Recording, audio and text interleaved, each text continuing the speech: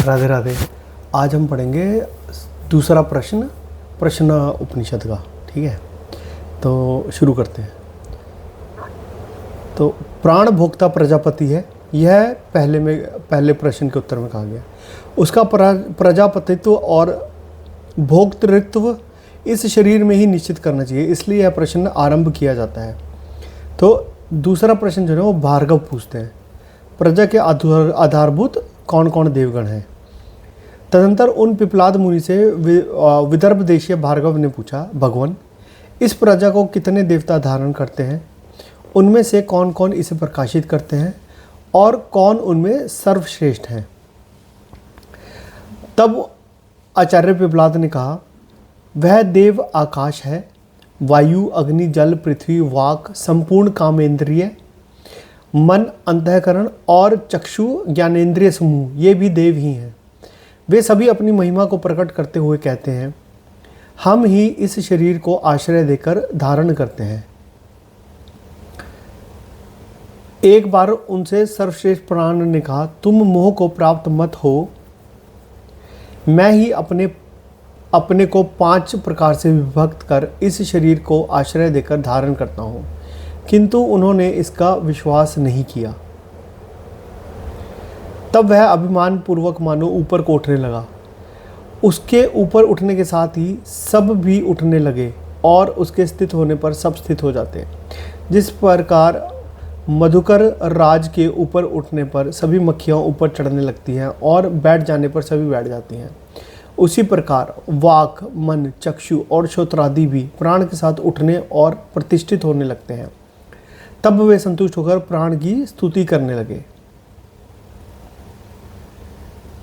यह प्राण अग्नि होकर तपता है, यह सूर्य है, यह मेघ है, यही इंद्र है, वायु है तथा यह देव ही पृथ्वी रई और जो कुछ सत असत एवं अमृत है वह सब कुछ है। जैसे रथ की नाभि में अरे लगे रहते हैं, उसी तरह ऋक यजु साम यज्ञ और क्षत्रिय और ब्राह्मण ये सब प्राण में ही स्थित है। हे प्राण, तू ही प्रजापति है, तू ही गर्भ में संचार करता है, तू ही माता पिता के समान आकृति वाला होकर जन्म ग्रहण करता है। यह मनुष्य आदि संपूर्ण प्रजा तुझे ही बलि समर्पण करती है, क्योंकि तू समस्त इंद्रियों के साथ स्थित रहता है।